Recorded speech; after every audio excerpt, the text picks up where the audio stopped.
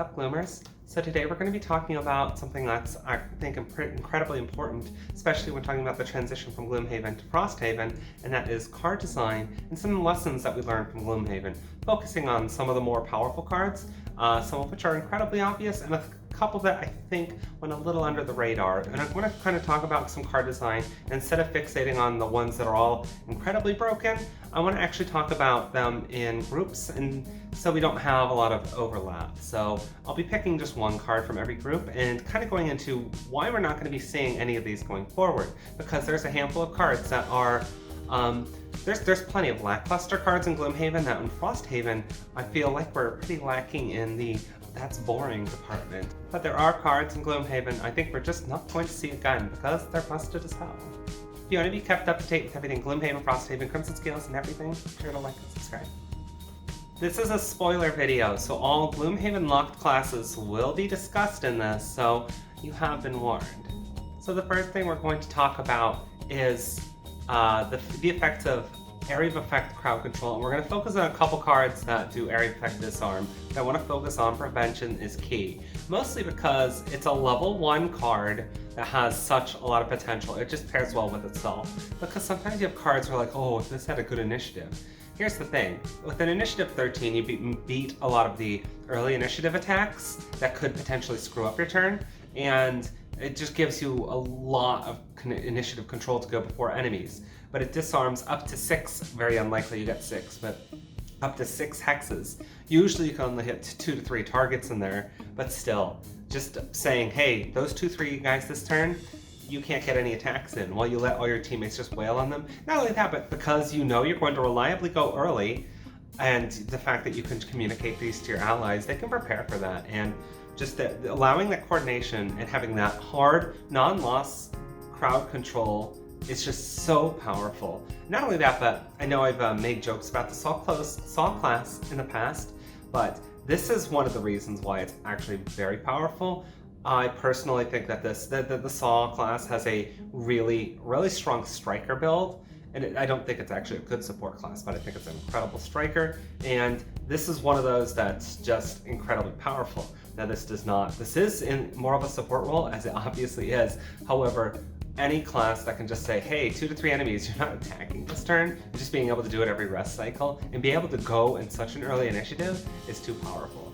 But I also want to talk about its Counterpoint Throw voice, just for a little bit, because doing that 3 hex cluster of disarm at range is huge. It's so powerful.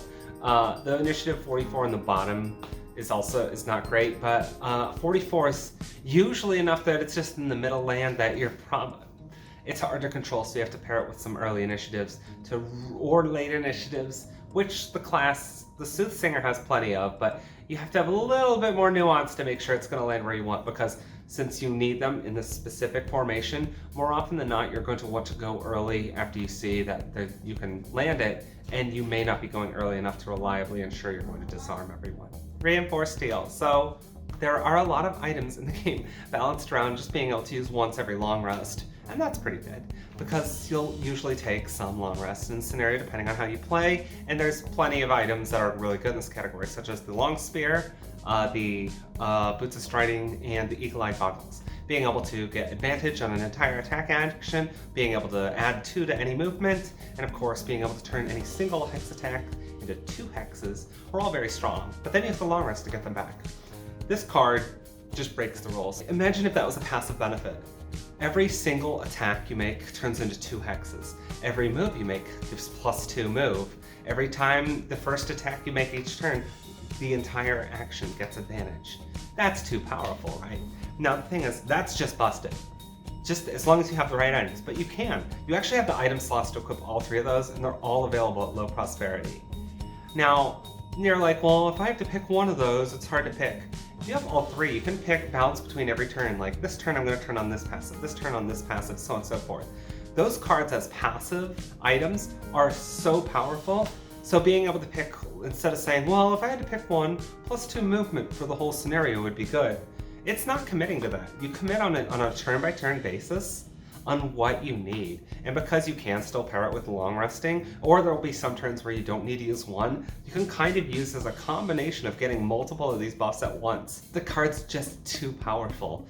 Now, you could try to tune it by making the items worse, but then you actually retroactively nerf all the classes. Ultimately though, this card is one of those where it's cool, I love the flavor, but clearly it needed a little bit more balance before it was released. Aid from the Aether. This is kind of a low-key one that doesn't get discussed as often, and I like the discussion that happened on Discord that brought this up. But if you do want to join the Discord, by the way, there will be a link in the description. We occasionally do some discussions on cards, but usually we're just shitposting. Back on topic, Aid from the Aether is really strong. Number one, range summons are some of the best summons you can have in the game. It is a loss, and the thing is, it's got 2 health. So it's a 2 health summon that's a loss. And loss summons are pretty par for the course in Gloomhaven, and Frosthaven actually takes a different approach to summons. They have more non-loss summons. I think for the most part, summons in Frosthaven are more powerful. However, this is an exception. The Aid from the Aether is one of the best summons in the game. And not only that, but it's available at level 1. And even if you are worried about the 2 health, it is on the Spellweaver. So with Reviving Aether, even if your summon does die, you can just summon it back. But what we really like about this is having a ranged attack on a summon, but it's attack 3. So every turn, your summon is going to attempt a ranged attack 3. And it's got to move 2, so it can move, if an enemy is 4 hexes away, it can move 2 and then attack. And all it needs to do is stay within range. Now, the Spellweaver, you'll need a little bit of protection on it. So on 2-player count, this might be a little bit more difficult, especially because it will go ahead of your Spellweaver in initiative and possibly force a hit off of it on it. That said, if played correctly, it's going to be doing a lot of attack 3s. And at low levels, where the Spellweaver has a lot of attack 2s that require you to use elements to hit 3, and then losses that do attack 3s, it's basically going to be doubling you. And then you can just dismiss it, and then Reviving Aether and summon it again, giving you 4 experience on just that card alone, which will help you get to, your Coldfire spam later. Ultimately though, just taking this card alone, it's so strong. It does lose a little bit of its ability later, as 2 health clearly is going to get 1 shot, and the space and scenarios change as enemies get bigger movement. I do think that it's still an incredibly strong card, and it's one that I was using for a long time playing the Spellweaver when I did it in digital. Spirit of the Night. Now I'm going to focus on Spirit of the Night because it's a level 1 card, but this can apply to any non-loss kill cards like Euthanize or Swallowed by Fear. Spirit of the Night is actually incredibly easy because kill cards usually have conditions. They either are, hey, you lose it, or there's some asterisks next to it. Now there's some of them, like the Brute's non-loss kill card, but it requires the enemy to be stunned. So you have to stun an enemy, and then you have to have them adjacent to you while they're, and kill them before they become unstunned. So effectively the stun doesn't do anything. The stun applies, and then you do the kill. And you're like, well, that's not as good. It's just hard to, especially because the class itself doesn't have as many stuns. And when you do have access to stuns, you want it to actually stun the enemy, not just be on it before you kill it. So what are good criteria that make a non-loss kill powerful? Especially on level 1. Like, what level 1 non-loss kill could we have? All you need to do is, A, Dark needs to be waning or strong, and B, they need to be adjacent, and C, they have to be non-elite. How many times have we had that in a scenario? So many times. Not only that, but the class has, and even at level 1, very good access to invisibility. Level 1's probably going to be a little bit harder to stay invisible all the time compared to other levels. However, even then, with its medium health pool on the Night Shroud, it can take some hits from level 1 monsters.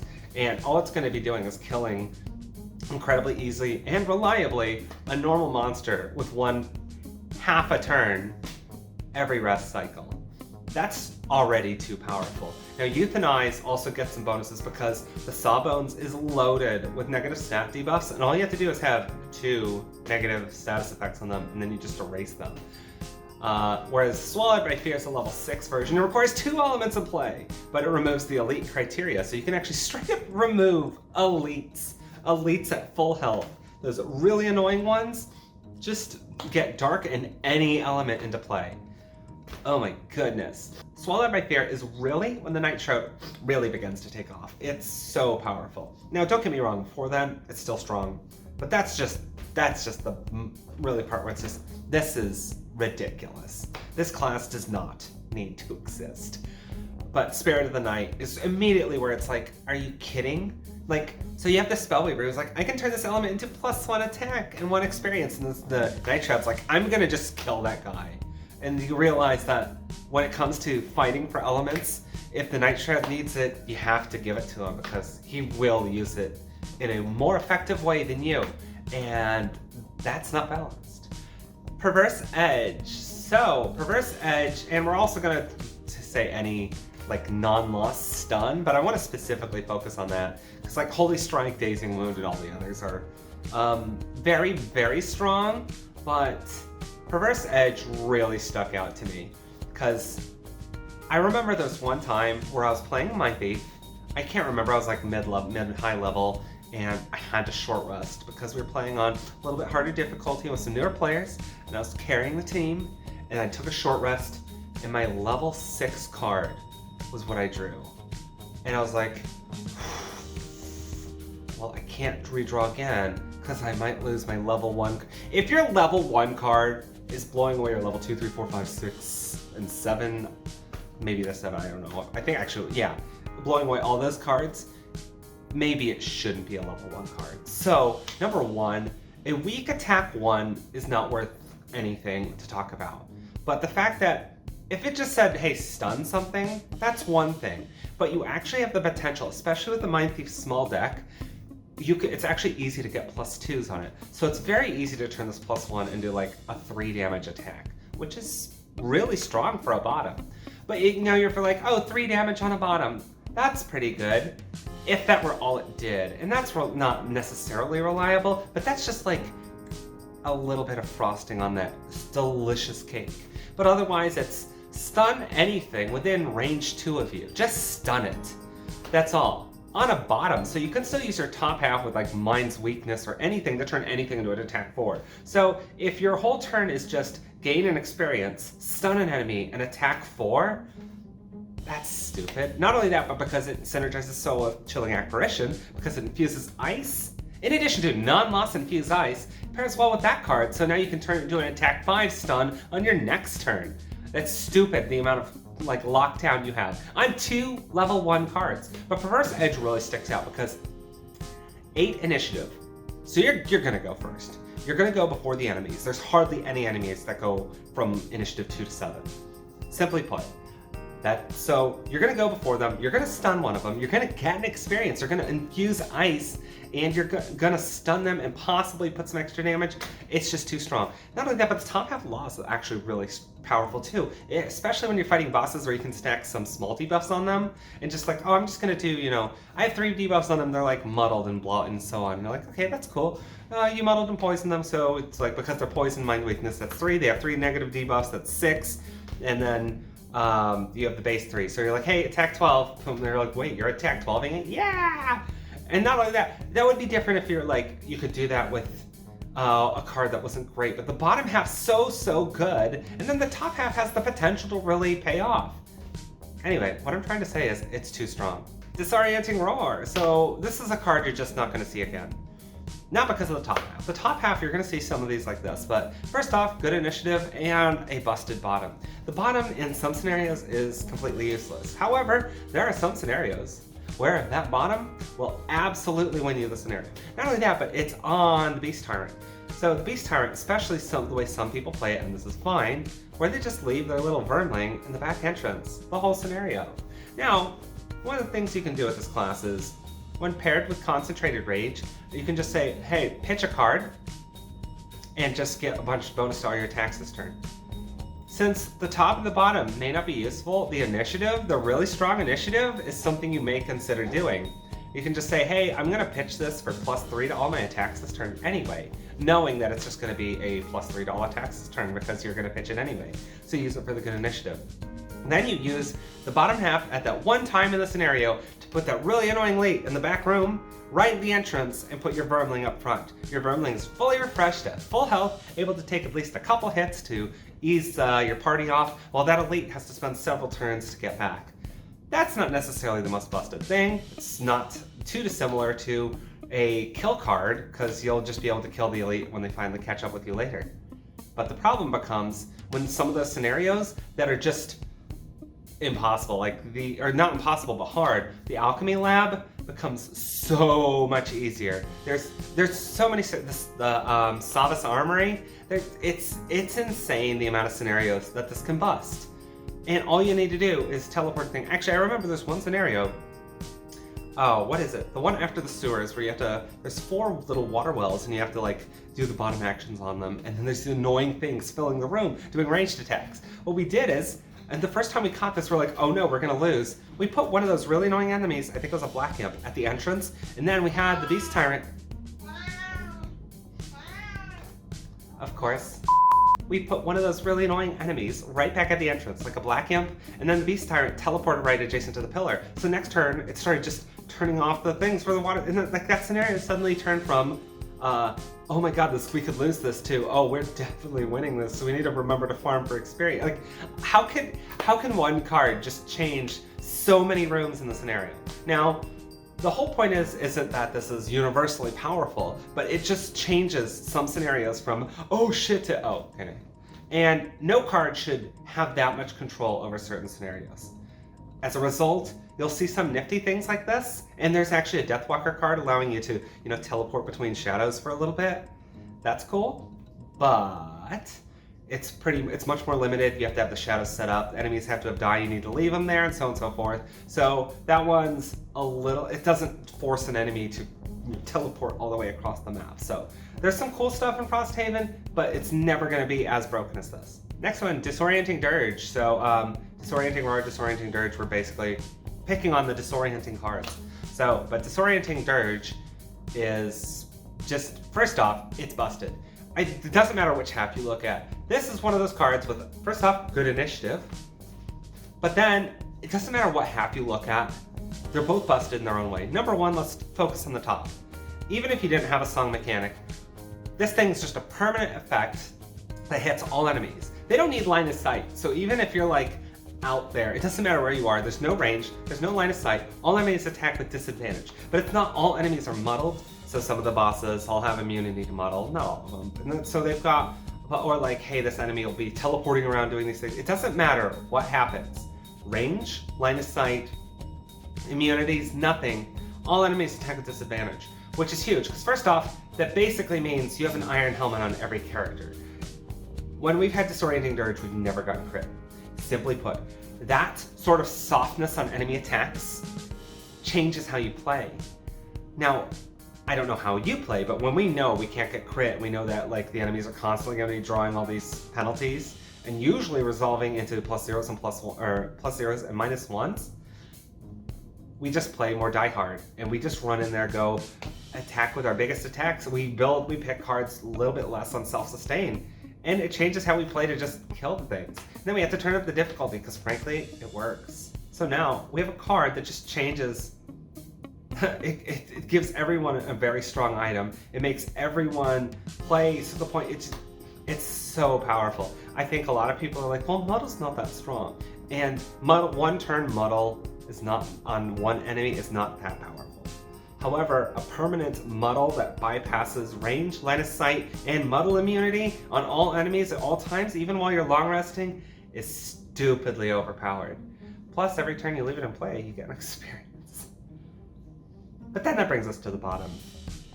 So I remember when I first played the bottom, because I started with like an attack song in this one scenario, and my friend Marcos was looking at the card for a second, and he's like, is that a loss? And then everyone was like, wait, that's not a loss? Like in any other class, that would be a loss. Because in Frosthaven, we're valuing curses more powerful because they are powerful. It is powerful to add a curse into the deck. Now sometimes you'll like whiff and it'll be drawn on an attack one, I know. But in general, curses are really strong. So being able to shuffle an amount of curses into the enemy modifier deck as the number of enemies that are within range 3 of you is already strong. That's good. But then also being able to shuffle a bless into every ally within range 3 at the same time is really strong. So combine both of those with one bottom action, so you still have the top for the turn, which, you know, the Soothsinger has several crowd control effects and or enabling abilities, or you can just like simply put another song into play with that top. It's too strong. It doesn't matter what it is. If this had the loss icon and it was put under other classes, they would absolutely take it, which is weird. You're like, adding a loss to this bottom card, and just let's make the top blank. Make the top blank, leave the bottom the way it is, but add a loss icon, and some classes would pick it. That's a huge nerf. The fact that it would still be picked says a lot about it. Defensive stance. So a little bit on the top. This is something that kind of caught my attention. The Sun Heralds, like their attacks are so strong because they have several level 1 cards, and then as you get later, more, where you can do an attack 4, which is already okay, but an attack 5 with advantage. And all you need to do is be adjacent to them and have light. That's it. And it makes you a pretty hard hitter. So defensive stance, even if you don't play the bottom, is already a good attack card. Now the bottom, the shield 1 for the whole scenario, while also giving -1 to all your moves, is not necessarily so busted. It's strong, it's good, but it's not broken. The broken part is that damn pip on it. That pip busts it. And not only that, but even with the Frosthaven rules, there's nothing you can do that would unbust it. So all you have to do is just, the pip doesn't need to be there. I personally think that if you removed the pip from the bottom half of this card and just kind of adjusted the Sun Herald's attack on the board all around, maybe nerfed Holy Strike too, the Sun Herald might actually be a little closer to being balanced. But as it stands with all of its very strong attacks and having defensive stance able to, and it's only 100 gold, and for the rest of the campaign, you can have access to Shield 2. Holy shit. Yeah, what I'm trying to say is that's too good, and I think everyone knows it. Even then, we can see there's an equivalent version of it that's better and worse in Frosthaven, in the Banner Spear. The Banner Spear has a penalty where for the whole rest of the scenario, all of the ranged attacks get -1 range, which on the Banner Spear is actually pretty significant because a lot of the Banner Spear strength comes from the fact that they can do a lot of these cool formation attacks up close, and they have some range. So removing -1 from all the range is significant, but it doesn't affect your movement, and it does give you shield 1 for the whole scenario, which is strong. On the other side, it does not have the pip, so not being able to turn that into a shield 2 makes that notably more balanced. Just saying. Oversized Pack and its best friend, Bag of Holding. They're basically, it's the same thing. I actually really like Oversized Pack, and there's a little bit of iffiness on it because first up, it matters depending on your prosperity and your level. Level 1, prosperity 2. Prosperity 2 and level 2. That's all you are. It's probably not that great, but let's take a look at the fact that some people, I've heard people talk about looting in discussions, and I have my own stance on it. Top or bottom. Don't get kinky. I like top loots. Because the bottom loots, more often than not, you need to be in position already and loot. Now, Frosthaven's loots are a little bit better here because sometimes it was kind of annoying to loot. But having a move, and the Quartermaster has several good moves, get in position and vacuum up non-loss loot 2. Non-loss loot 2. So you can get in a position with the bottom, any bottom, or just a default move too.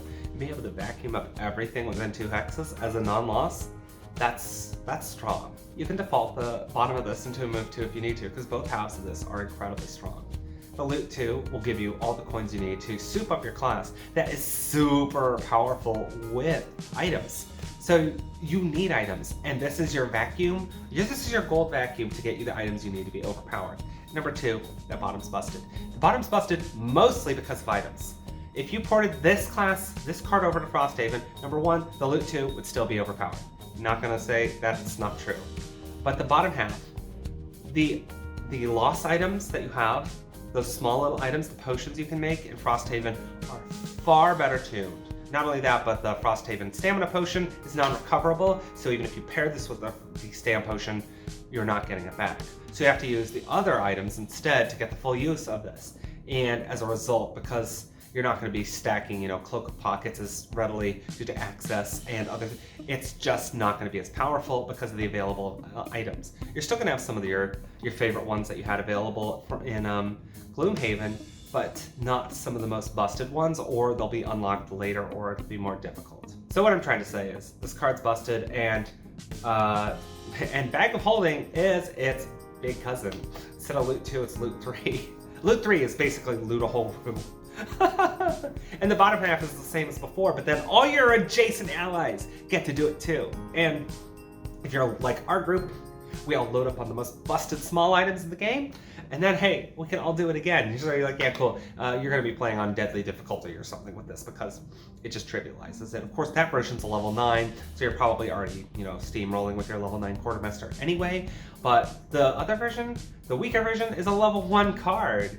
You're not going to see that as often, although this is the one that's a little bit more viable just because the Frosthaven items are not as strong. We're not going to see any of these cards again. Not in Frosthaven, not in any other Haven. No more Havens. They're not going to see anything like this. Now, I probably missed some. I know I forgot to say Vengeance when we were talking about non-lost kills. But more than certainly, there may be other categories or other cards that I may have missed. If you haven't, let us know in the comments below. Also, do you agree? Are some of these cards viable and something we should consider bringing some of their design in other scenarios? Or maybe just tweaking it a little to make it more viable? Let us know your thoughts. If you're going to Origins, be sure to hit up the Rove or the Cephalofair booth. I'll be working at both of them, and it should be super fun.